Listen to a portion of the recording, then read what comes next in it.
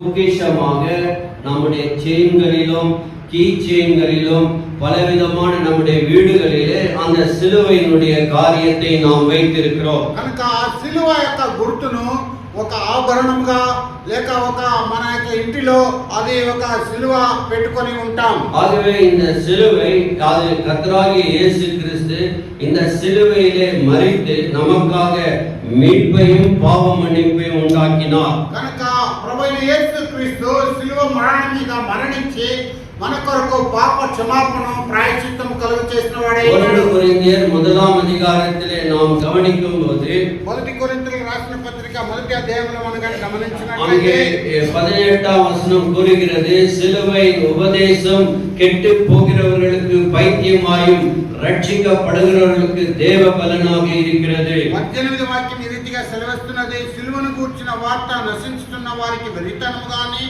ரட்சிக்கப்படுகின்ற మనకు దేవుని శక్తి. அங்கே 23ஆம் வசனத்திலே கவனிக்கிறோம், நாங்களோ சிலுவையிலே அறையப்பட்ட கிறிஸ்துவை பிரசங்கிக்கிறோம். అయితే మేము సిలువ వేయబడిన క్రీస్తును ప్రకటించుచున్నాము. பவுலுடைய மைய பொருள் சிலுவையை குறித்து அவர் சொல்லுகிற காரியமாக இருக்கிறது. పౌలు యొక్క కేంద్రీకరమైన అంశం ఏంటంటే సిలువను గురించి మాట్లాడుట. ஆகவே சிலுவையிலே மரிக்கிறவன் சபிக்கப்பட்டவன். కనుక సిలువలో మరణించేవాడు శపితపూరుడు. அங்கே கொலாத்தியருக்கு எழுதின நிருபம் 3ஆம் அதிகாரத்திலே நாம் வாசிக்கிறோம். అక్కడ గలతీయులకు రాసిన పత్రిక 3వ అధ్యాయంలో చదువుతున్నాము. 13ஆம் வசனத்திலே கவனிக்கிறோம்.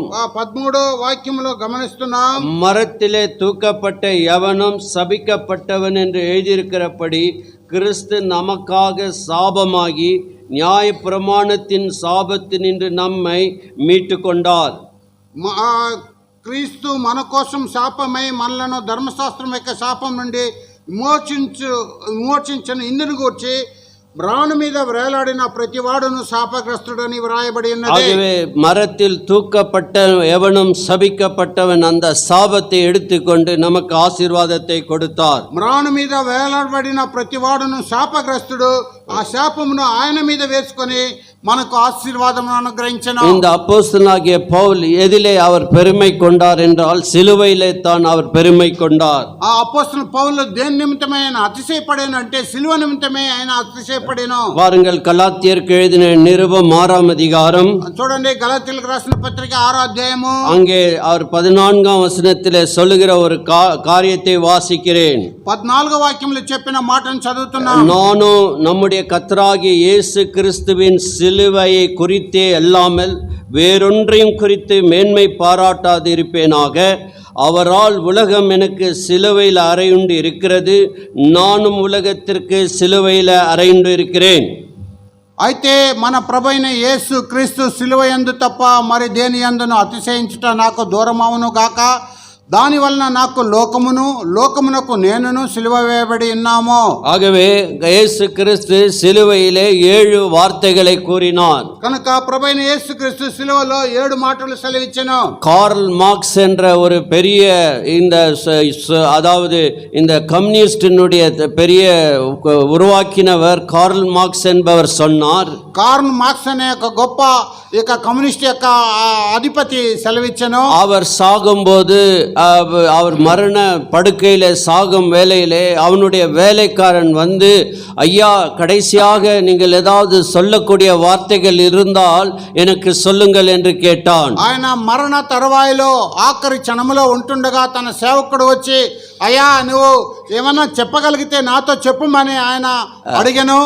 அதாவது கடைசியாக மரிக்கும் போது சொல்லுகிற வார்த்தை ஒரு கவனத்தை ஈர்க்கக்கூடிய வார்த்தைகளா இருக்கும். ఆఖరిగా మరణ తరాయంలో చెప్పబడే మాట ఒక గమనమునకు చేకూర్చే మాటగా ఉంటున్నది. அந்த கார்ல் மார்க்ஸ் அந்த வேலைக்காரனை போத்து இங்கிருந்து ஓடிப்போ, இது முட்டாள்களுக்கு, போதுமான அளவுக்கு சொல்லாத முட்டாள்களுக்கு தான் இந்த கடைசி வார்த்தை என்று கூறினார். కనుక ఇక్కడ నుంచి పారిపో అని కార్ల్ మార్క్స్ అనేవాళ్ళు చెప్పాడు.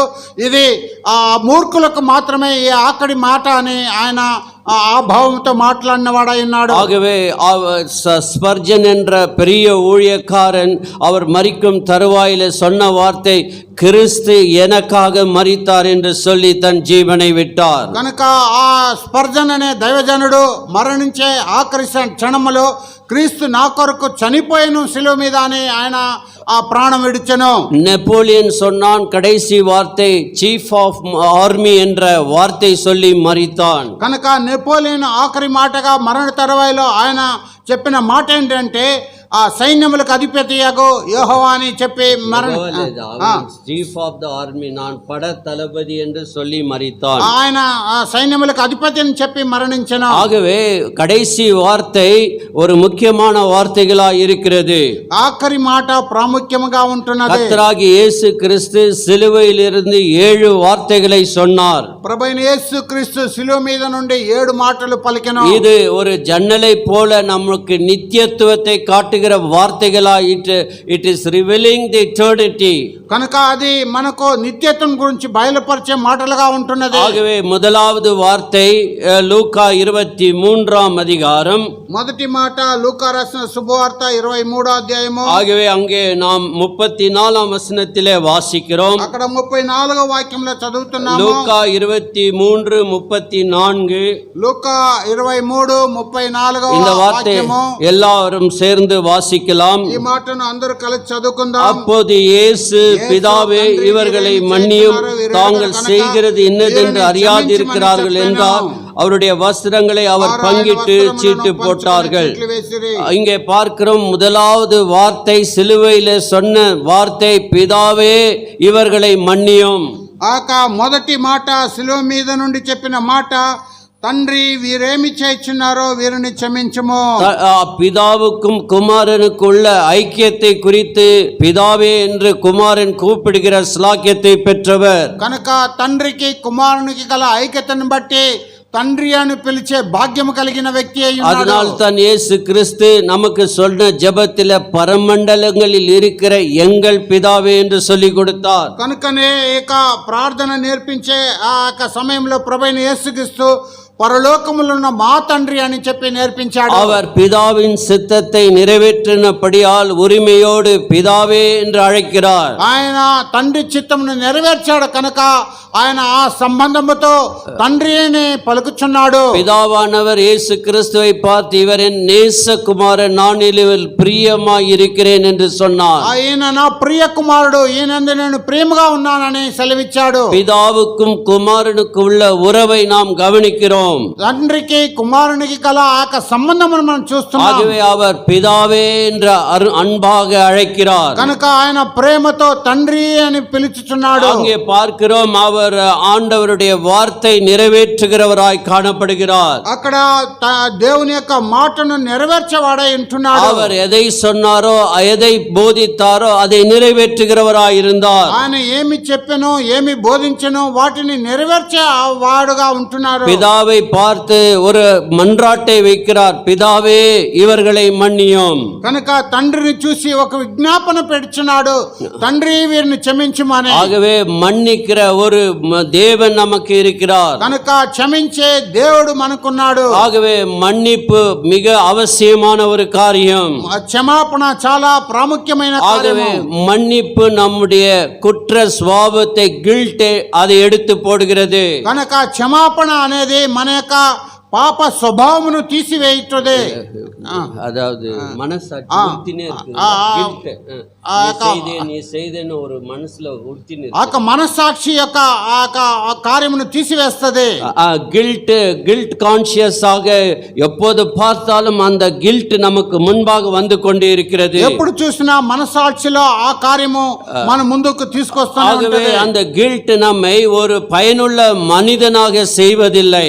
కనుక ఆ మనస్సాక్షి ఒక మంచి మనుషునిగా ఏర్పాటు చేయదు. ஆகவே இந்த பாவ குற்ற உணர்விலிருந்து தேவன் இவர்களை மன்னியும் என்று ஜெபித்தார். కనుక యొక్క పాపము నుండి ఆ మనస్సాక్షి నుండి ప్రభువా తండ్రి వీరిని క్షమించమంటున్నాడు. அவர் எதை போதித்தாரో அதை நிறைவேற்றி காண்பித்தார். ఆయన ఏమి బోధించను వాటిని నెరవేర్చి చూపించను. பாருங்கள் லூக்கா 5ஆம் அதிகாரம். చూడండి లూకా రాసిన సువార్త 5వ అధ్యాయం. லூக்கா 5ஆம் அதிகாரம் 20ஆம் வசனத்தை வாசிக்கிறேன். లూకా రాసిన శుభవార్త 5వ అధ్యాయం 20వ వాక్యము. இயேசு கிறிஸ்து சொன்ன வார்த்தைகளுடைய அந்த ஒரு தாக்கத்தை நாம் இங்கே கவனிக்க முடியும். ప్రభువైన యేసుక్రీస్తు చెప్పిన మాట యొక్క విశేషం ఇక్కడ చూడగలము.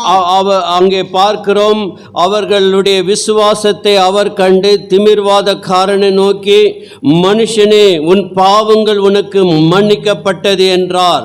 ఆయన వారి విశ్వాసం చూసి మనుషుడా నీ పాపములు క్షమింపబడి ఉన్నవని వానితో చెప్పగా, ஆகவே அந்த திமிர்வாதக்காரனை கொண்டு வந்த போது இயேசு சொன்ன வார்த்தை, மகனே உன் பாவம் மன்னிக்கப்பட்டது. కనుక ఆ పక్షవాయు గలవాన్ని తీసుకువచ్చినప్పుడు మనుషుడా నీ పాపము క్షమింపబడి ఉన్నదని, ஆகவே அவன் ஆண்டவர் அந்த மன்னிப்பு தான் முக்கியப்படுத்தி சொல்லுகிறார். ఆ యొక్క క్షమాపణ గురించి ప్రాముఖ్యంగా మాట్లాడుచున్నాడు. பிறகு அவன் உன் படுக்கை எடுத்துக்கொண்டு உன் வீட்டுக்கு போ என்று கூறுகிறார். తర్వాత నీకు ఆ పరుపు తీసుకొని నీ ఇంటికి వెళ్ళమంటున్నాడు. ஆகவே அவருடைய வார்த்தையிலே அதிகாரம் இருக்கிறது. பாவத்தை மன்னிக்கிற அதிகாரம் அவருக்கு உண்டு. కనుక ఆయనకు ఆ పాపమును క్షమించే అధికారం ఉన్నది.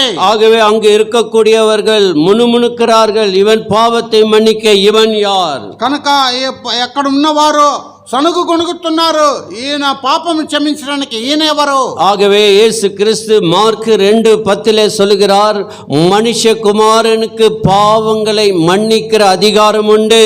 కనుక ప్రభువైన యేసుక్రీస్తు మార్కు రాసిన శుభవార్త 2:10 సెలవిస్తున్నాడు, మనుష్య కుమారునికి పాపమును క్షమించే అధికారం ఉన్నది. அவருக்கு இயற்கையின் மேல் அதிகாரம், பாவத்தை மன்னிக்கிற அதிகாரம் பிதா அவருக்கு கொடுத்தார். కనుక ప్రకృతి మీద అధికారము, పాపం మీద క్షమాపణ అధికారం ఆయనకే తండ్రి ఇచ్చినాడు. முதலாவது சொன்ன வார்த்தை, பிதாவே இவர்களை மன்னியும். మొదటిగా చెప్పబడిన మాట, తండ్రి వీరిని క్షమించుము. லூக்கா 7ஆம் அதிகாரம், లూకా రాసిన శుభవార్త 7వ అధ్యాయం. அங்கே பார்க்கிறோம், ஒரு பாவமான ஸ்திரியை குறித்து வாசிக்கிறோம். అక్కడ ఒక పాపం కలిగిన స్త్రీని గురించి அந்த మాట్లాడుతున్నాం. அம்மாவுக்கு பேரே பாவ ஸ்திரீ என்று சொல்லப்படுகிறது. ఆ సహోదరికి పేరు పాప స్త్రీ అని చెప్పబడుతున్నది. 37:37 வாசிக்கிறோம். 7:37 చదువుతున్నాం. அந்த ஊரில் இருந்த பாவியாய் ஒரு ஸ்திரீ, பாவியாக இருந்த ஸ்திரீ, ఆ ఊరిలో ఉన్న పాపాత్మురాలైన ఒక స్త్రీ, அந்த பேரு பாவமுள்ள ஸ்திரீ, ఆమె పేరు పాపాత్మురాలైన ఒక స్త్రీ. அந்த பாவியான அந்த அம்மாவை ஆண்டவர் எப்படி சேர்த்து மன்னிக்கிறார்? ఆ పాపాత్ములైన ఆ స్త్రీని తండ్రి ఏ రీతిగా చేర్చుకొని క్షమిస్తున్నాడు? 48ஆம் வசனத்தை చూడండి. 48వ వాక్యములో, அவளை நோக்கி உன் பாவங்கள் மன்னிக்கப்பட்டது என்றார். నీ పాపములు క్షమింపబడి ఉన్నాయని ఆమెతో చెప్పాడు. ஆகவே ஆண்டவர் பாவங்களை மன்னிக்கிற அதிகாரம் உண்டு. కనుక పాపములు క్షమించే అధికారము దేవునికి కలదు. 50ஆம் வசனத்திலே 50వ వాక్యములో, அவர் ஸ்திரியை நோக்கி உன் விசுவாசம் உன்னை ரட்சித்தது, சமாதானத்தோடு போ என்றார். అందుకు నీ విశ్వాసము నిన్ను రక్షించెను, సమాధాన గలదానవై వెళ్ళుమని ఆ స్త్రీతో చెప్పాను. இந்த முதலாம் வார்த்தை, பிதாவே இவர்களை மன்னியும், தாங்கள் செய்கிறது இன்னதென்று அறியாது இருக்கிறார்கள். కనుక మొదటి మాట, తండ్రి వీరిని క్షమించుము, వారు ఏం చేస్తున్నారు వారు ఎరగని వారు. ஆகவே அங்கே பார்க்கிறோம், அவரை கேலி பரியாசம் செய்தினார்கள், காரி உமிழ்ந்தார்கள். அவரை எல்லாரும் ரட்சித்தியே, நீ சிலையிலிருந்து இறங்குவா என்று பல வார்த்தைகளை சொன்னார்கள். కనుక మీరు అందరినీ రక్షించారు కదా, మీరు శిలువ మీదని నుండి కిందకి దిగుండని ఆయన అవమానపరిచి ఉమ్మివేసిన వారై ఉంటున్నారు. ஆகவே ஆண்டவர் அவர்களை பார்த்து சொன்ன முதல் வார்த்தை மன்னிப்பு. కనుక తండ్రి వారిని చూసి మొదటి మాట క్షమాపణ. இந்த மன்னிப்பு தான் பெரிய ஆசீர்வாதம். ఆ యొక్క క్షమాపణ గొప్ప ఆశీర్వాదము. சங்கீதம் 32:1 கூறுகிறது, కీర్తన 32 మొదటి మాట సెలవిస్తున్నది, எவன் பாவங்கள் மன்னிக்கப்பட்டதோ, எவன் பாவம் மூடப்பட்டதோ அவன் பாக்கியவான். కనుక తన అతిక్రమములను పరిహారం నందినవాడు, తన పాపమునకు ప్రాయశ్చిత్తం నందినవాడు ధన్యుడు అంటున్నారు. ஆகவே இந்த தன்யுடுகா பாக்கியவான்களாய் உன்னை என்னை செய்திருக்கிறார். కనుక ఈ ధన్యుడుగా భాగ్యవంతుడుగా నిన్ను నన్ను చేర్చబడి ఉన్నాడు. ஆகவே நாம் மன்னிப்பை பெற்ற நாம் ஒருவரை ஒருவர் மன்னிக்க நாம் கடமைப்பட்டிருக்கிறோம். క్షమాపణ పొందిన మనము ఒకరినొకరు క్షమించే ఆ రుణము పొంది ఉన్నాము. ஆகவே மன்னிப்பது மிக கடினமான காரியம். ஆனால் கடினமான காரியத்தை ஆண்டவருடைய கிருபையாலே நாம் செய்ய முடியும். ఆ క్షమాపణ అనేది కఠినమైన కార్యము. అయితే ఆ కఠినమైన కార్యము దేవుని ద్వారా మనం పొందిన్నాము. ஆகவே மத்தேயு 18ஆம் அதிகாரத்திலே வாசிக்கிறோம். కనుక మత్తయి రాసిన సువార్త 18వ అధ్యాయంలో మనం చదువుతున్నాము. இங்கே பேதுரு ஆண்டவரை பார்த்து ஒரு கேள்வி கேட்கிறான். ఇక్కడ పేతురు దేవుని చూసి ఒక మాట అడుగుచున్నాడు. அவனுக்கு ஒரு யார்டு ஸ்டிக் தேவைப்பட்டது. எவ்வளவு தூரம் நான் என் சகோதரனை மன்னிக்க வேண்டும் என்று அளவுகோல் கேட்டான். కనుక ఆయనకు కొలమానం కట్ట ఆ అవసరమై ఉన్నది. ఎంతవరకు నా సహోదరుని నేను క్షమించవలనని அங்கே வாசிக்கிறோம். 15ஆம் வசனத்திலே வாசிக்கிறோம். అక్కడ 15వ వాక్యంలో చదువుతున్నాం. உன் சகோதரன் உனக்கு விரோதமாய் குற்றம் செய்தால் அவனிடத்தில் போய் நீயும் அவனும் தனித்திருக்கையில் அவன் குற்றத்தை அவனுக்கு உணர்த்து அவன் செவி கொடுத்தால் உன் சகோதரனை ஆதாயப்படுத்தி கொண்டார். మత్తయి రాసిన సువార్త 18:15 మరియు నీ సహోదరుడు నీ ఎడల తప్పిదము చేసిన ఎడల నీవు పోయి నీవును అతడును ఒంటరిగా ఉన్నప్పుడు అతన్ని గద్దించుము. అతడు నీ మాట వినిన ఎడల నీ సహోదరుని సంపాదించుకొంటివే. 21ஆம் வசனம் 21వ వాక్యం అదే అధ్యాయంలో. அப்போது பேதுரு அவரிடத்தில் வந்த ஆண்டவரே, என் சகோதரன் எனக்கு விரோதமாய் குற்றம் செய்த வந்தால் நான் எத்தனை தரம் மன்னிக்க வேண்டும்? 7 தரம் மட்டுமே என்று கேட்டான். ఆ సమయమున పేతురు ఆయన వద్దకు వచ్చి, ప్రభువా, నా సహోదరుడు నా ఎడల తప్పిదము చేసిన ఎడల నేను ఎన్ని మార్లు అతన్ని క్షమింపవలేను? 7 మార్లు మట్టుకా అని అడిగాను. இயேசு அதற்கு 7 தரம் மாத்திரமல்ல 77 தரம் மட்டும் என்று உனக்கு சொல்லுகிறேன். అందుకు అతనితో ఇట్లా నేను 7 మార్లు మట్టుకే కాదు 70 మార్లు మటుకు కని నీతో చెప్పుచున్నాను. ஆண்டவர் மன்னிக்கிற விஷயத்தை அங்கே பேதுருக்கு சொல்லி கொடுக்கிறார். அதாவது பரிசேயர்கள் 3 தடவை மன்னிப்பார்கள், நான் 7 தடவை, ஒரு 4 தடவை அதிகமாய் நான் 7 தடவை மன்னிக்கிறேன் என்று சொல்கிறான். కనుక అక్కడ పరిసయ్యులు అక్కడ 3 సార్లు క్షమిస్తారు, అయితే నేను 7 మార్లు క్షమిస్తానని అక్కడ ఆయనకు నేర్పిస్తున్నాడు. 7 தரம் நான் மன்னிக்கிறேன் என்று பேதுரு சொல்லுகிறான். ஆண்டவர் 7 மன்னியும் என்று அவனுக்கு கற்றுக் கொடுக்கிறார். పేతురు 7 మార్లు మట్టుకైనా అంటున్నగా 7 మార్లు 77 మార్లు మట్టుకు నువ్వు క్షమింపవాలని ஆகவே மன்னிப்பை பெற்ற நாம் மன்னிப்பை கொடுக்க வேண்டியவர்களாய் இருக்கிறோம். కనుక క్షమాపణ పొందిన మనము క్షమించే వారమై ఉండవలెను. ஆகவே வாழ்க்கையிலே பல காரியங்கள் நமக்கு சோக கதைகள் நடந்திருக்கலாம்.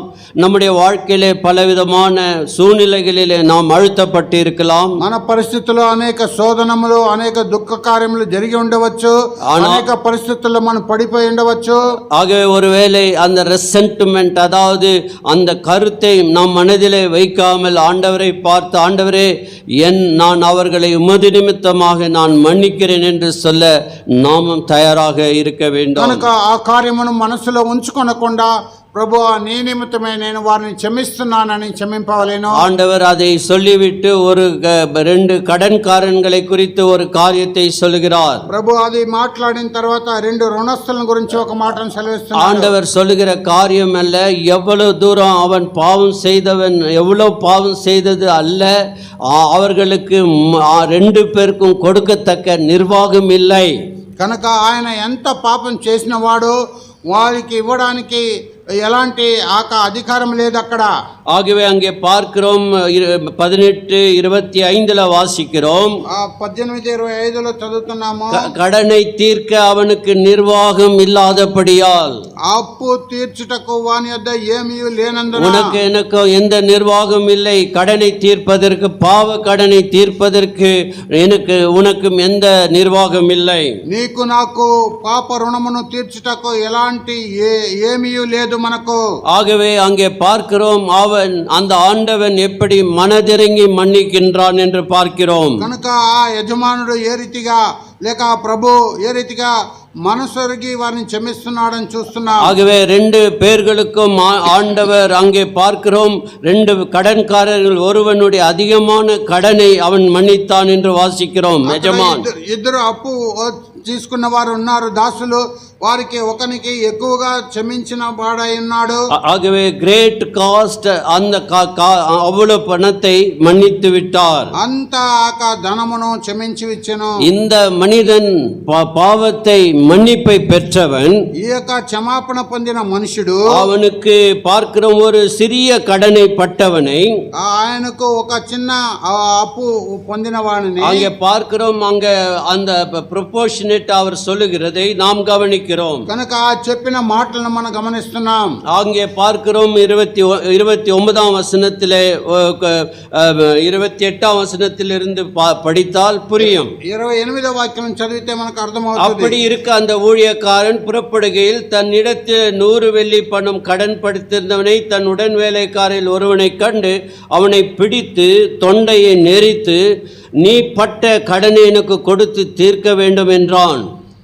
అయితే ఆ దాసుడు బయటికి వెళ్ళి తనకు 100 దేనారములు అచ్చి ఉన్న తన తోడి దాసులలో ఒకరిని చూసి వాని గొంతు పట్టుకొని నీవు అచ్చి ఉన్నది చెల్లింపుమనెను. அங்க இவன் பட்ட கடன் எவ்வளவு என்றால் 16,000 என்று சொல்லப்படுகிறது 24ஆம் வசனத்திலே. కనుక ఈయన పొందిన అప్పు ఏదనగా లెక్క చూసుకున్నట్లయితే అక్కడ 10,000 తలాంతులు అని చెప్పబడినది. அங்கே இவன் இன்னொருவன் 100 என்று சொல்லப்பட்டு இருக்கிறது.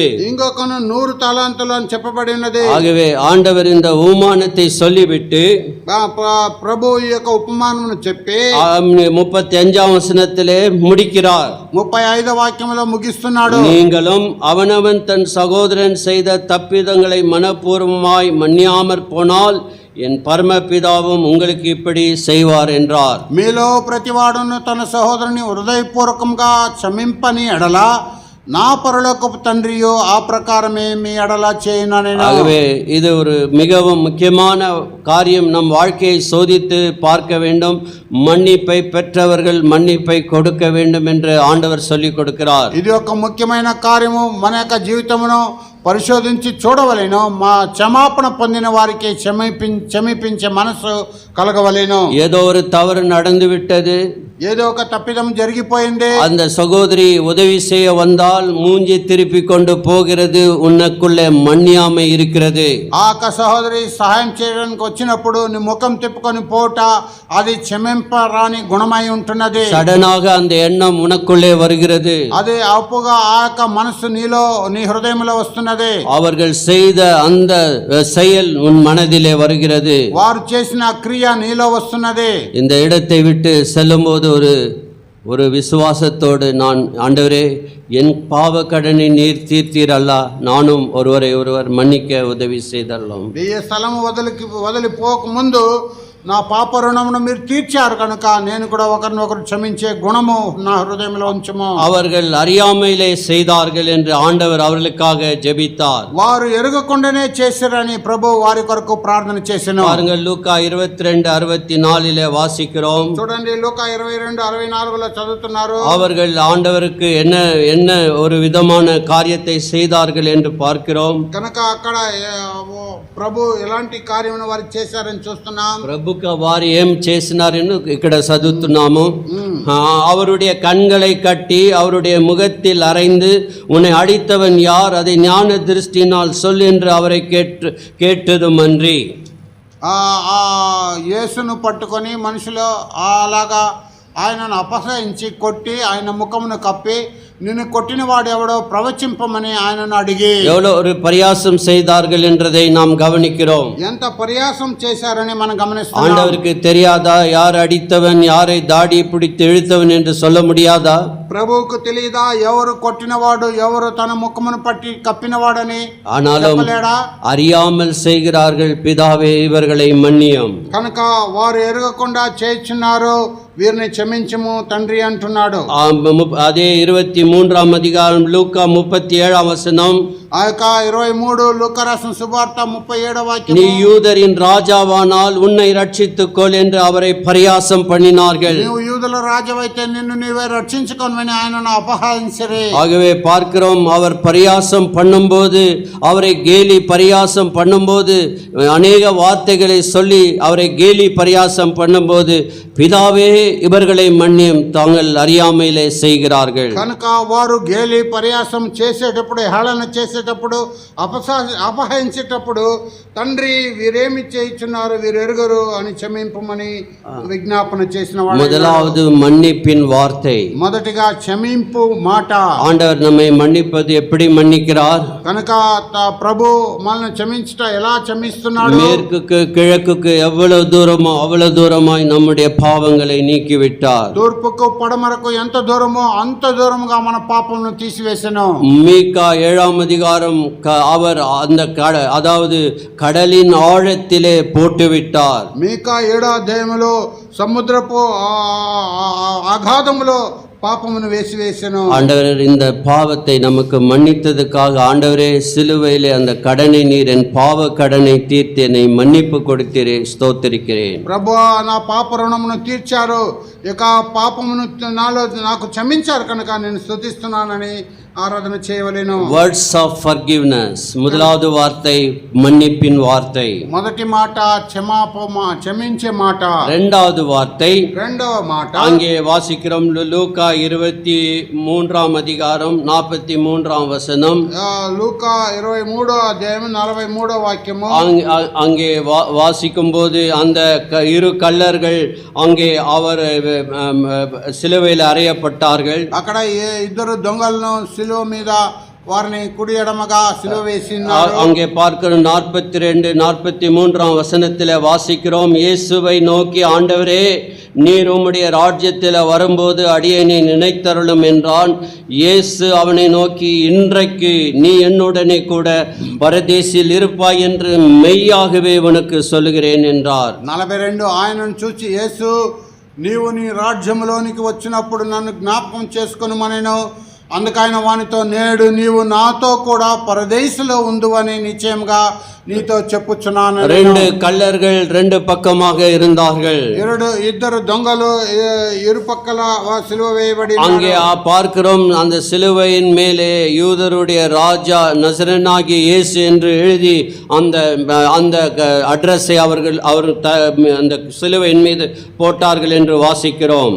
ప్రభువైన యేసు సిలువ మీద యూదులకు రాజు అనే ఆ విలాసం రాసి అక్కడ శిలువ మీద పెట్టినట్టుగా చూస్తున్నాం. 38ஆம் வசனத்தில் வாசிக்கிறோம். 38వ వాక్యంలో చదువుతున్నాం. இவன் யூதருடைய ராஜா என்றும் கிரேக்கு லத்தீன் எபிரேய எழுத்துக்களில் எழுதி அவருக்கு மேலாக வைக்கப்பட்டது. ఇతడు యూదుల రాజు అని పై విలాసం కూడా ఆయనకు పైగా వ్రాయబడెను.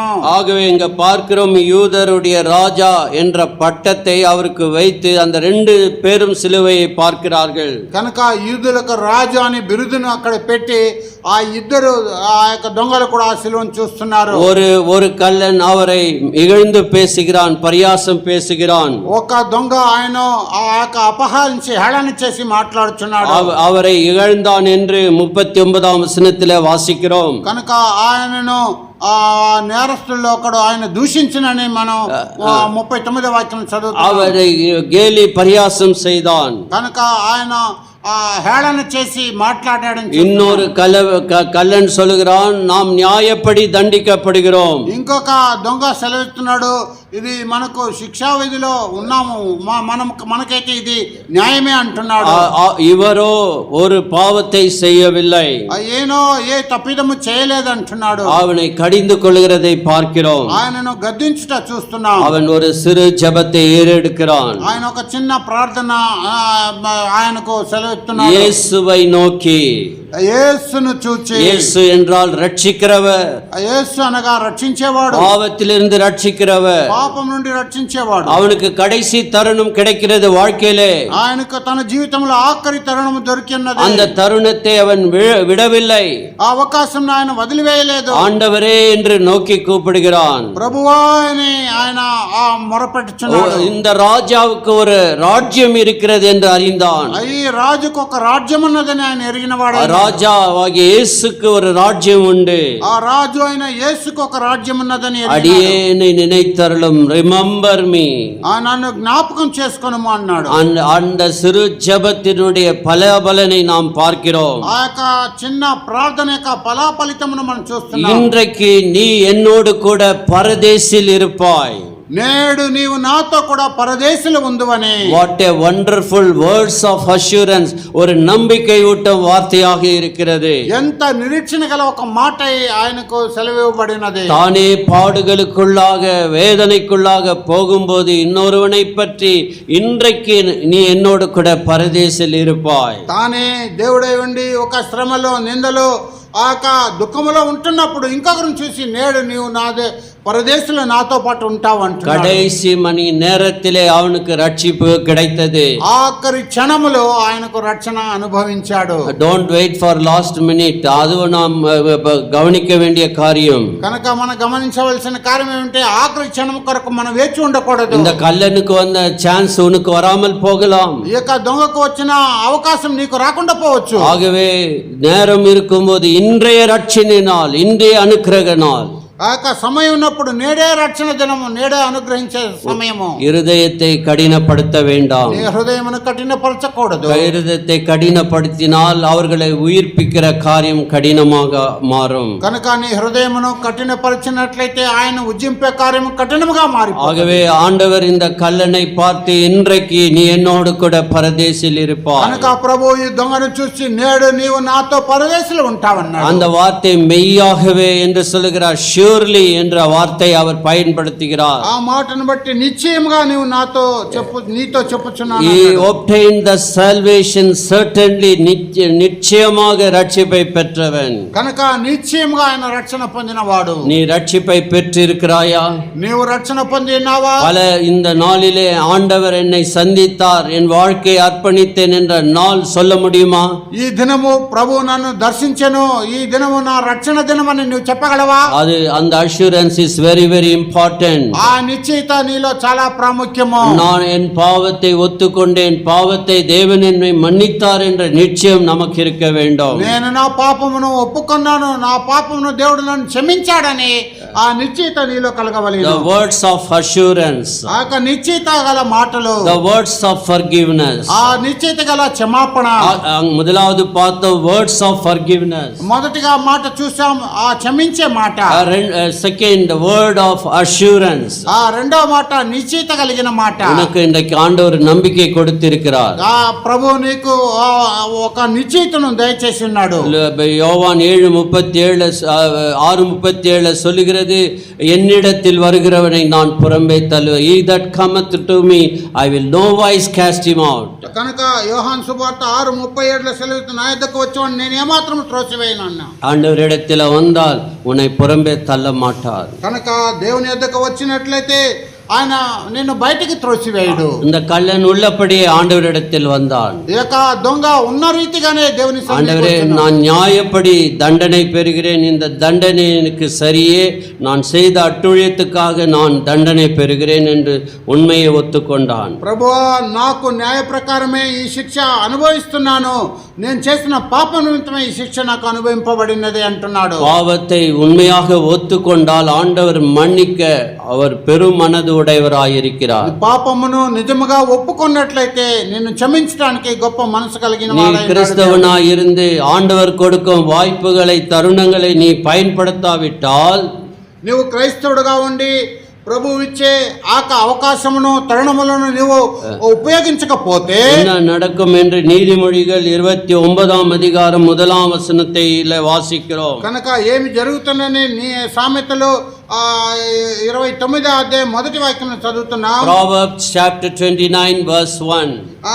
సామెతలు 29 మొదటి వాక్యము. இது very very ஒரு கம்பீரமான சால்மிங் வேர்ட் என்று நாம் படிக்கிறோம். ఇది ఎంతో గొప్ప గంభీరమైన మాట అని ఆ సామెతను చూస్తున్నాం. அடிக்கடி கடிந்து கொள்ளப்பட்டும் தன் பிடரியை கடினப்படுத்துகிறவன் சகாயமின்றி சடுதியில் நாசமடைவான். ఎన్నిసార్లు గద్దించినను లోబడిన వాడు మరి తిరుగు లేకుండా హఠాత్తుగా తొందరగా నాశనమగును. ஆகவே இந்த வார்த்தையினுடைய gravity of this word is so enormous.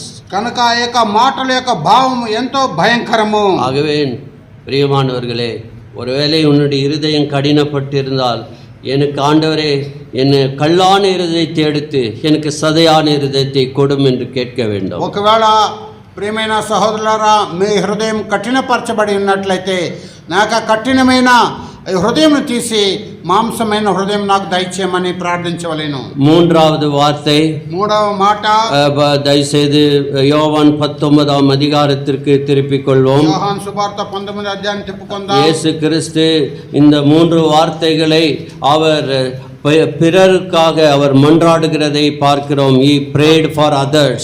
He said for others. కనుక ఆ ప్రభువైన యేసుక్రీస్తు ఇతరుల కొరకై మాట్లాడిన మాటగా చూస్తున్నాం. யோவான் 19ஆம் அதிகாரம் தன் தாயாரை பார்த்து சொல்லுகிற ஒரு வார்த்தை. కాక యోహాను 19 అధ్యాయము తన తల్లిని చూసి చెప్పే మాట அங்கே 26ஆம் வசனத்திலே வாசிக்கிறோம். అక్కడ 26వ వాక్యంలో చూస్తున్నాం.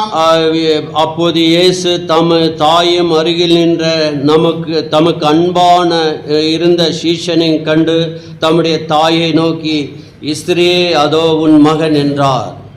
యేసు తన తల్లియు తాను ప్రేమించిన శిష్యుడును దగ్గర నిలుచుండుట చూసి, అమ్మా ఇదిగో నీ కుమారుడు అని తన తల్లితో చెప్పాను. ஆகவே தேவன் அவருக்கு ஒரு சரீரத்தை ஆயத்தம் பண்ணினார். மரியாளுடைய சரீரம் கர்ப்பத்திலே தேவன் உதித்தார். కనుక దేవుడు ప్రభు ఆయనకు ఒక శరీరమును సిద్ధపరిచి మరి యొక్క గర్భమునందు ఆయన ఉద్భవించెను. இந்த தாயை பார்த்து அவர் சொல்லுகிற வார்த்தை அங்கே பார்க்க, ஸ்திரியே அதோ உன் மகன்.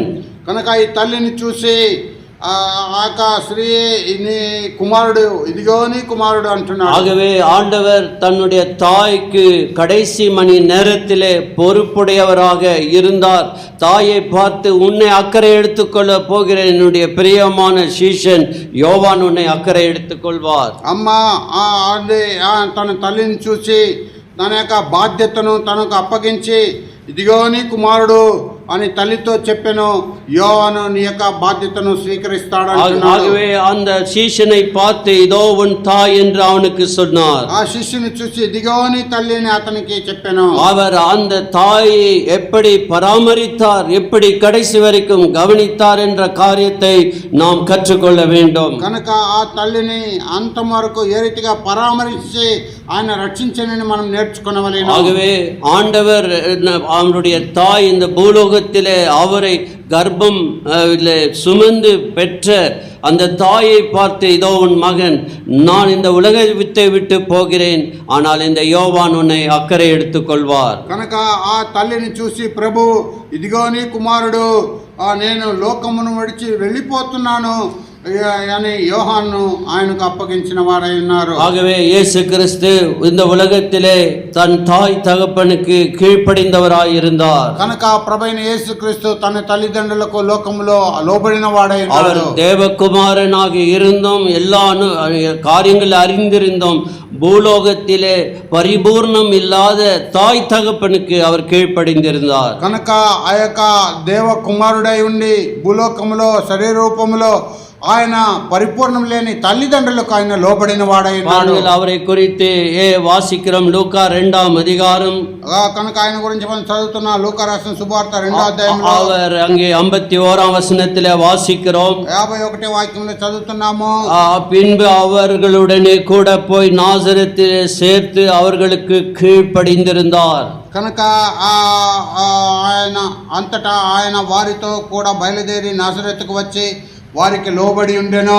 ஒரு தேவகுமாரன் மாதிரியை காண்பிக்கிறார். தாய் தகப்பனுக்கு கீழ்ப்படிந்திருந்தார். ఒక దేవ కుమారుడు అక్కడ తల్లి తండ్రికి లోబడి ఉండటాన్ని మాదిరిని చూపిస్తున్నాడు. அதனால தான் மரண பரியந்தம் தம்மை கீழ்ப்படுத்தி கொண்டார் என்று வாசிக்கிறோம். కనుకనే మరణ పర్యంతము ఆయన తను తాను లోబర్చుకొనని చదువుతున్నాము. ஆகவே அவர் ஒரு அக்கறை உள்ள தேவன்.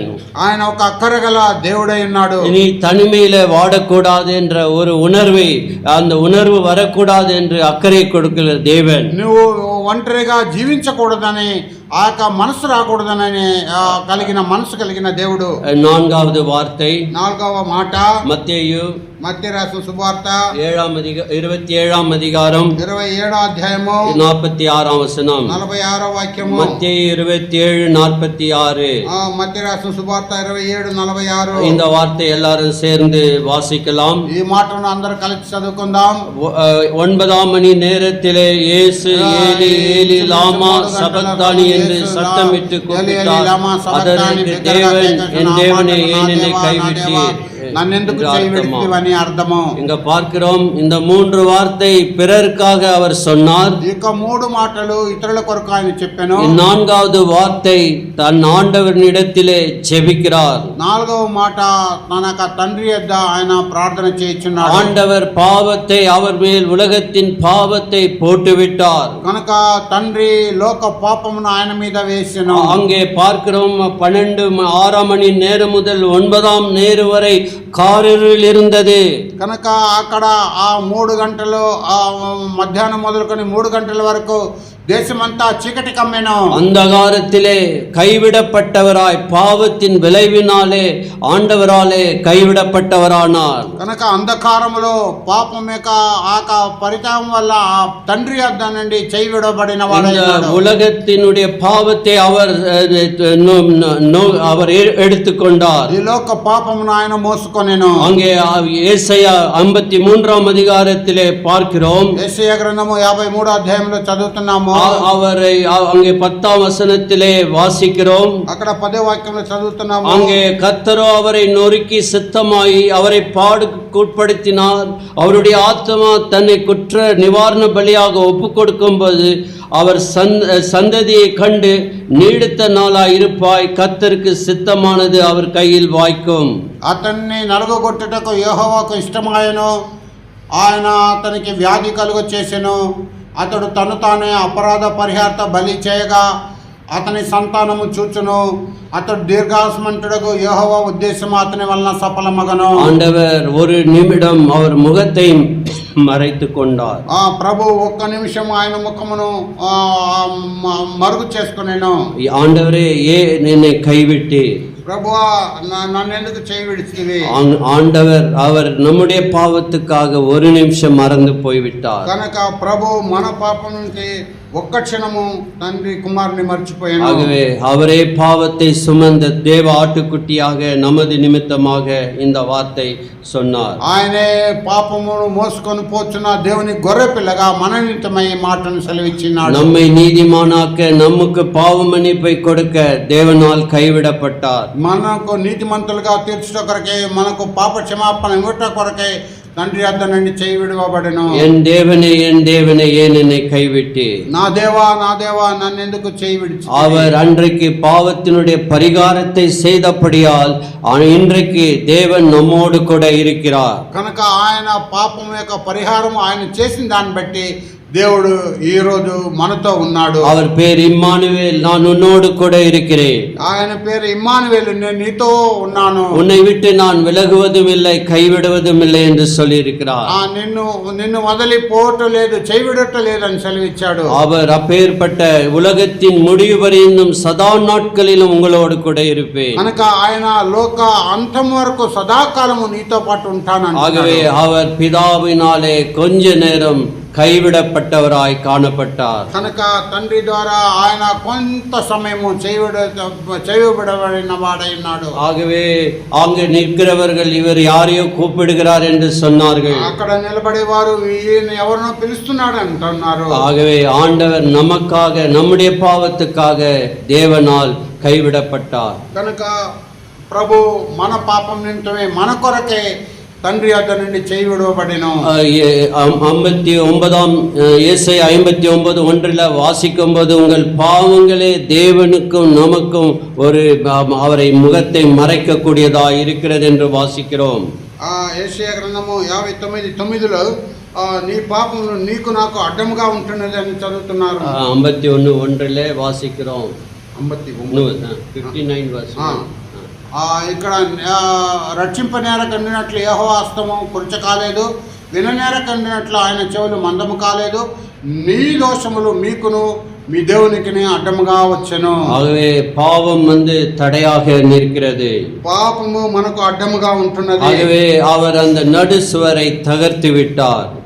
తండ్రి ఆ యొక్క అడ్డగోడను తీసివేసెను. ஐந்தாவதுగా அங்கே யோவான் 19ஆம் அதிகாரம் 28ஆம் வசனத்தில் வாசிக்கிறோம். யோவான் சுவார்த்த 19:28 చదువుతున్నాము. இயேசு கிறிஸ்து சிலுவையிலே கூறின ஐந்தாவது வார்த்தை, ప్రభువైన యేసు క్రీస్తు సిలువలో చెప్పిన ఐదవ మాట, அதன் பின்பு எல்லாம் முடிந்தது என்று இயேசு அறிந்து வேதவாக்கினரை தாகமா இருக்கிறேன் என்றார். అటు తర్వాత సమస్తమును అప్పటికి సమాప్తమైనదని యేసు ఎరిగి లేఖనము నెరవేరినట్లు నేను దప్పికొనుచున్నాను, தாகமா இருக்கிறேன், నేను దప్పికొనుచున్నాను. ஆகவே இந்த பாவம் என்பது இந்த ஒரு சூழ்நிலைக்கு அவரை தள்ளினது. ఇక పాపము ఇలాంటి పరిస్థితికి ఆయన త్రోసివేసెను. அவர் మనిదனாக இருந்ததினாலே அவர் பட்ட பாடுகளின் மூலம் தாகம் எடுத்தது. కనుక ఆయన మానవ రూపంగా ఉంటున్నాడు కనుక ఆయన పొందిన ఆ యొక్క శ్రమల వల్ల ఆయనకు దాహము కలిగెను. He is suffering for you and me. உனக்காக எனக்காக பாடுபட்டார். ఆయన నీ కొరకు నా కొరకు శ్రమ పొందెను. He was obedient to the father. தகப்பனுக்கு கீழ்ப்படிந்திருந்தார். ఆయన తండ్రికి లోబడి ఉండెను. பாவிகளுக்காக அவர் மரித்தார். పాపముల కొరకు ఆయన మరణించెను. அவர் அந்த சமரிய ஸ்திரியை பார்த்து சொன்ன வார்த்தை, ఆయన సమరయ స్త్రీని చూసి చెప్పిన మాట, நான் கொடுக்கும் தண்ணீரை குடிக்கிறவனுக்கு ஒரு காலம் தாகம் உண்டாகாது. నేను ఇచ్చే నీళ్లను త్రాగువారికి మరి దాహం కలగదు. நான் கொடுக்கும் திருப்தியை நீ பெற்றுக்கொள்ளலாம். నేను ఇచ్చే తృప్తిని నువ్వు పొందగలవు. பிரசங்கி 2ஆம் அதிகாரத்தை வாசிப்பீர்கள் என்றால் அந்த சாலமன் செய்யாத காரியம் ஒன்றுமே இல்லை என்று வாசிக்கிறோம். ప్రసంగి 2వ అధ్యాయం ధ్యానించినట్లయితే ఆ సాలమోన్ రాజు చేయని కార్యమే లేదు. எல்லாம் அவனுக்கு திருப்தி கொடுக்கவில்லை. ఇవన్నీ కూడా ఆయనకు తృప్తినివ్వలేదు. இந்த இயேசு கிறிஸ்து சரீரத்திலே தாகம் எடுத்து நமக்காக அவர் அந்த பாடுகளை ஏற்றுக்கொண்டார். ప్రభువైన యేసుక్రీస్తు శరీరం ద్వారా ఆయనకు దాహం పొంది మన కొరకు ఏక శ్రమలను ఆయన పొందినవాడు. அந்த காடியை கொடுக்கும்போது அவர் அதை கொஞ்சம் பார்த்து விட்டு அது குடிக்கவில்லை. కనుక ఆయనకు ఆ చేదును ఇచ్చేటప్పుడు ఆయన కొంచెం త్రాగి ఆయన త్రాగలేకపోయాడు. ஏனென்றால் அந்த வலிக்கான ஒரு காடியிலே திராட்சை ரசம் கலந்து கொடுக்கும்போது அந்த வலியை கொஞ்ச நாள் தாங்கிக் கொள்ள முடியும் என்று, ஆனால் அதை கூட அவர் குடிக்கவில்லை. కనుక ఆ స్పాంజిలో చిరకలో నింపి ఇసోపును ఇచ్చినప్పుడు ఆ నోటికి అందించినప్పుడు ఆయన తాగలేకపోయాడు. பாருங்கள், லூக்கா 22ஆம் அதிகாரத்திலே చూడండి, లూకా 22వ అధ్యాయంలో 23ஆம் அதிகாரத்திலே வாசிக்கும்போது 23వ అధ్యాయంలో చదివేటప్పుడు அங்கே பார்க்கிறோம், அவருக்கு காடியை குடிக்க கொடுத்தார்கள், அவர் அதை ஏற்றுக்கொள்ளவில்லை என்று வாசிக்கிறோம். అక్కడ ఆయనకు ఆయన అంగీకరించలేదు. యోహాను 19 యోహాను సువార్త 19 அங்கே வாசிக்கிறோம், இயேசு புத்தண்டில் மாட்டி அவன் வாயில் நீட்டி கொடுத்தார்கள். இயேசு காடியை வாங்கின பின்பு இன்னொரு காஸ்பெல்ல அவர் அதை ருசி பார்த்து அது வேண்டாம் என்று சொல்லிவிட்டார். ఇంకొక సువార్తలో దాన్ని రుచి చూచి అది వద్దని చెప్పేశాడు. ஆகவே இயேசு கிறிஸ்து நம்முடைய பாவங்களை அவர் ஏற்றுக்கொண்டு நமக்காக சிலுவையிலே மரித்தார். ప్రభువైన యేసుక్రీస్తు మన పాపములను సిలువ మీద అంగీకరించి మన కొరకే మరణించెను. ஆறாவது சொன்ன வார்த்தை, ఆరవదిగా చెప్పబడిన మాట லூக்கா 19:30 வாசிக்கிறோம். లూకా 19:30 யோவான் 19:30 வாசிக்கிறோம். యోహాను 19:30 చదువుతున్నాము. அங்கே இயேசு காடியை வாங்கின பின்பு முடிந்தது என்று சொல்லி தலையை சாய்த்து ஆவியை ஒப்புவித்தார். యేసు ఆ చిరకను పుచ్చుకొని సమాప్తమైనదని చెప్పి తల వంచి ఆత్మను అప్పగించెను. It is finished, முடிந்தது என்று சொன்னார். ఇది సమాప్తమైనదని చెప్పాను. அவர் இப்படி சொல்லவில்லை, இவங்க எல்லாம் சேர்ந்து என்னை முடித்து கட்டி விட்டார்கள் என்று சொல்லவில்லை, நான் வந்த வேலையை முடித்து விட்டேன்.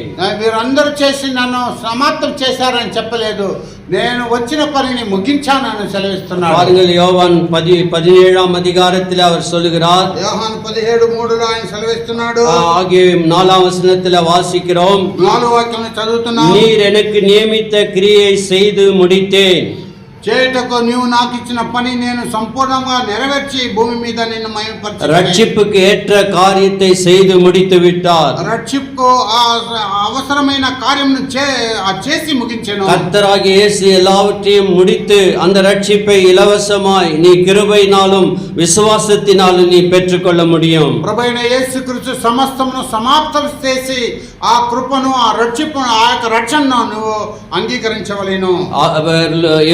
எபேசியர் 2:8-9 வாசிக்கும், கிருபையினாலே விசுவாசத்தை கொண்டு ரட்சிக்கப்பட்டிருக்கிறீர்கள், இது உங்களால் உண்டானதல்ல, இது தேவனுடைய ஈவு என்று வாசிக்கிறோம். ఎబిసిలకు రాసిన పత్రిక 2:8లో మీరు ఆ యొక్క మాటను చదువుతున్నాం. మీరు విశ్వాసం ద్వారా కృప చేతనే రక్షింపబడి ఉన్నారు, ఇది మీ వలన కలిగినది కాదు, தேவனி வரமே. நீங்கள் ஏதாகிலும் செய்ய வேண்டும் என்று ஆண்டவர் எதிர்பார்க்க, நான் செய்து முடித்து விட்டேன், நீ கிருபையை அங்கீகரித்துக் கொண்டு விசுவாசத்தோடு என்னிடத்தில் வா என்று கூறுகிறார். కనుక నువ్వు ఏమన్నా చేయవలనని నేను ఆశించట్లేదు, నేను సమస్తమును ముగించి ఇచ్చాను, నీవు కృపను అంగీకరించి నా దగ్గరకు రమ్మని ప్రభు అడుగుచున్నాడు. கடைசியாக 7வது வார்த்தை, ఆఖరిగా 7వ మాట அங்கே பார்க்கிறோம், பிதாவே உமது கையிலே நாவே ஒப்புவிக்கிறேன் என்று கூறினார். అక్కడ తండ్రి నా ఆత్మను నీ చేతిలో అప్పగిస్తున్నాను సెలవిచ్చాడు. லூக்கா 23:46 அதை தெளிவாக வாசிக்க முடியும். లూకా రాసిన సువార్త 23:46లో అది తేటగా మనం చదవచ్చు. லூக்கா 23:46 வாசிக்கிறேன். లూకా 23:46లో చదువుతున్నాం. பிதாவே, இயேசு பிதாவே உம்முடைய கைகளிலே நாவே ஒப்புவிக்கிறேன் என்று மகா சத்தமாய் கூப்பிட்டு சொன்னார். இப்படி சொல்லி జీవனை విట్టాர். అప్పుడు యేసు గొప్ప శబ్దంతో కేక వేసి, తండ్రి నీ చేతికి నా ఆత్మను అప్పగించుచున్నాను నేను అలాగు చెప్పి ప్రాణము విడిచెను. ஆகவே யூதர்களுடைய பரம்பரையிலே அவர்கள் ராத்திரி தோறும் ஒரு ஜெபத்தை ஏறெடுப்பார்கள். ఈ యొక్క యూదుల యొక్క ఆచారంలో వారు రాత్రి అంతా ఒక ప్రార్థన చేస్తారు. రాత్రి అంతా లేదు, పడుకైకి పోகும் முன்பாக ஒரு ஜெபம் செய்வார்கள். కనుక వారు పడకకు వెళ్ళక ముందు ఒక ప్రార్థన చేస్తారు. దయచేసి సంగీతం 31వ அதிகாரம், దయచేసి కీర్తన 31వ అధ్యాయము, அங்கே அவர் என்ன ஜெபம் செய்வார்கள் என்று வாசிக்கிறோம். అక్కడ ఏం ప్రార్థన చేస్తారని మనం చదవగలము. 5వ వచనத்தை வாசிக்கிறேன். 5వ వాక్యం చదువుతున్నాము. 31:5, உமது கையில் என் ஆவியை ஒப்புவிக்கிறேன், சத்தியபரனாகிய கர்த்தாவே நீர் என்னை மீட்டுக் கொண்டீர். నా ఆత్మను నీ చేతికి అప్పగించుచున్నాను, యెహోవా సత్యదేవా నన్ను మోచించువాడు నీవే. ஆகவே அவர்கள் இரவு தோறும் இந்த ஜெபத்தை, பிதாவே அவர்கள் சொல்ல, ஆண்டவரே என்னுடைய ஆவியை உம்முடைய கையிலே ஒப்பு கொடுக்கிறேன். కనుక ప్రతి రాత్రి పడకకు ముందు తండ్రి నా ఆత్మను నీ చేతికి అప్పగించుతున్నాను. ஆகவே ஆண்டவர் கிடத்தில் அவர் காலை முறிக்கவில்லை, அவரே தன் ஜீவனை விட்டு விட்டார். కనుక ఆయన తండ్రి ఆయనను ముగించలేదు, ఆయనే తన జీవితమును తన ప్రాణమును విడిచిపెట్టాడు. இந்த சிலுவையிலே அநேக நாட்கள் உயிருக்கு ஊசலாடி கொண்டிருப்பார்கள். కనుక సిలువలో అనేక దినములు ప్రాణము కొర ప్రాణముగా ఊగలాడుతూ ఉంటారు. ஆனால் ஆண்டவர் தானாகவே தன் ஜீவனை விட்டார் என்று வாசிக்கிறோம். అయితే ప్రభు తానే తన ప్రాణమును విడిచానని మనం చదువుతున్నాం. ஆகவே அவரே தேவனுக்கு தன் ஆவியை ஒப்பு கொடுத்தார். ఆయనే తండ్రికి తన ఆత్మను అప్పగించెను. அந்த 100க்கு அதிபதி எத்தனையோ பேர்களை அந்த சிலுவை மரத்திலே பார்த்திருக்க கூடும். ఆ యొక్క శతాధిపతి ఎంతో మందిని ఆ శిలువ మ్రాణ మీద చూచి ఉండవచ్చు. அவன் சொல்லுகிற சாட்சி என்ன? ఆయన చెప్పే సాక్ష్యం ఏమిటి? 47వ వచనం, లూకా 23:47. లూకా 23:47, 100க்கு அதிபதி சம்பவித்ததை கண்டு மெய்யாகவே இந்த மனுஷன் நீதிபரனாய் இருந்து என்று சொல்லி தேவனை மகிமைப்படுத்தினான். శతాధిపతి జరిగినది చూసి ఈ మనుషుడు నిజముగా నీతిమంతుడే என்று చెప్పి దేవుని మహిమపరచెను. ஏனென்றால் அவன் உண்மையாக அநேக பேர்கள் சிலுவையில் அறையப்பட்ட காரியத்தை பார்த்தான், இவரை பார்க்கும்போது ஒரு வித்தியாசத்தை காண்கிறான். నిజముగా ఆ శతాధిపతి సిలువలో అనేక మందిని సిలువ వేయబడతా చూసి ఉండొచ్చు. అయితే ప్రభువైన యేసుక్రీస్తు సిలువ వేసేది ఆయన వ్యత్యాసంగా ఆయనకు కనబడింది. ஆகவே ஆண்டவர் இந்த 7 வார்த்தைகளை சிலுவையிலே சொன்ன வார்த்தைகளை தியானித்தோம். కనుక ప్రభు ఈ యొక్క 7 మాటలు సిలువలో చెప్పిన మాటలను ధ్యానించాం. ஆகவே நமக்கு எவ்வளவு ஒரு பெரிய காரியத்தை செய்திருக்கிறார் என்பதை நாம் நிதானித்து அறிந்து அவரை துதிக்க கடமைப்பட்டிருக்கிறோம். కనుక మనకు ఎంత గొప్ప కార్యం చేస్తున్నాడని నిదానించి ఎరిగి ఆయన స్తుతించడానికి రుణస్థలమై ఉన్నాము. ரெண்டு சகோதரன் ரெண்டு சகோதரிகள் ஆராதிக்கலாம், ஆராதித்து முடித்த பிறகு முடித்து விடலாம். కనుక రెండు సహోదరులు రెండు సహోదరులు ఆరాధిద్దాం, క్లుప్తంగా ఆరాధించి ముగించిన తర్వాత మనం ముగించుకుందాం. சிலுவையிலே பலியான தேவனே விலையேறின உமதன்பை விவரிப்பேன் கைகொட்டி, விலையேறின உமதன்பை விவரி